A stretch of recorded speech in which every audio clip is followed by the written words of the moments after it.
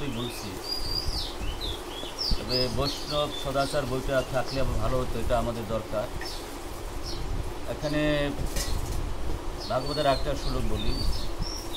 এখানে বলছেন,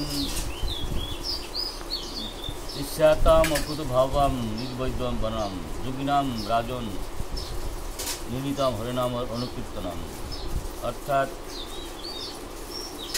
যদি আমরা অষ্টসিদ্ধিও পাই, তারপর আমাদের পতন হওয়ার সম্ভাবনা আছে যদি ভগবানের নামে আমরা যুক্ত নই। হরে কৃষ্ণ।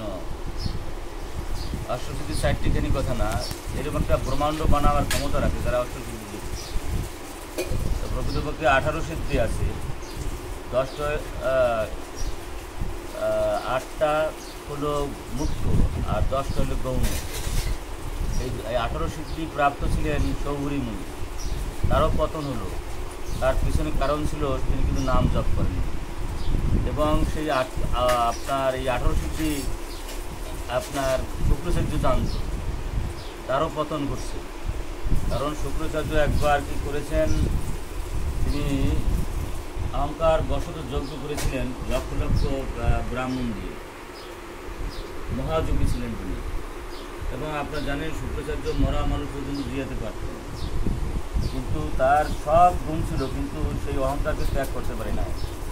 এত সব কিছু থাকার পরেও সেই অহংকার যুক্ত ছিল, এবং অহংকার বশত ভগবানের নাম সে একবারও উচ্চারণ করে না। সেই জন্য তার এত বড় যজ্ঞ সে নষ্ট হয়ে গেল। এই জন্য বলছে যে এদিকে আসো তুমি শুক্রাচার্য, তোমার এই নাম, তোমার এই যজ্ঞটা নষ্ট হয়ে গেল কী করে? তখন শুক্রাচার্য বললেন, মন্ত্র তো তন্ত্র তো সিদ্ধম দেশকর বস্তুত সর্বাম করে বিশুদ্ধম অনুসংকৃতম তব। আমার অহংকার বশত একবারও তোমার শিরোনাম 32 জপ করি নাই, সেই অপরাধে আমার যজ্ঞ শেষ হয়ে গেছে। তাহলে বুঝুন কত বড় নামের মাহাত্ম্য। এই জন্য বলছে যারা যোগী হবে, এমনকি অষ্টসিদ্ধি প্রাপ্ত হবে, তাদের মধ্যেও নাম জপ করতে হবে। আর যারা মোক্ষ পেয়েছে, এমনকি প্রেমের জগতে ঢুকেছে, তাদের জন্য নাম দরকার আছে। এবং বলছে নাম, যারা এই জগতে কামনার সাগরে হাবুডুবু ছাড়ছে, বাড়ি চাই, গাড়ি চাই, নারী চাই, সন্তান চাই, পুত্র চাই, কন্যা চাই ইত্যাদি, তারাও সেই নাম জপ করবে। এখানে ভাগবতের শ্লোকটা বলছে, এমন কোনো ইচ্ছা নাই যে ইচ্ছাই নামে পূরণ হয় না। হরে কৃষ্ণ। বুঝুন নামের কি গুরুত্ব। সুতরাং আমরা যদি একটু অপরাধ শূন্য হয়ে নাম জপ করতে পারি, তাহলে আমাদের সমস্ত ইচ্ছা পূরণ হয়ে যাবে।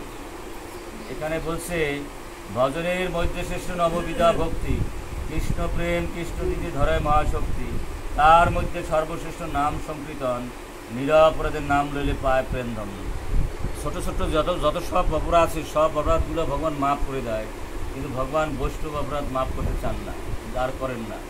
সেই জন্য আমরা যদি একটু বৈষ্ণবের স্মরণে অপরাধ না করি, এবং সেই বৈষ্ণব অপরাধটাকে মনে রেখে যদি আমরা নাম জপ করতে পারি, নামে হয় না 14 গুণ এমন কিছু নাই। নামে এমন কিছু হয় যে ভজনের যে 99% নাম থেকেই আসে। সুতরাং বুঝুন নামের কী গুরুত্ব। এবং সব কিছুতে দোষ আছে, কিন্তু নামে দোষ নাই।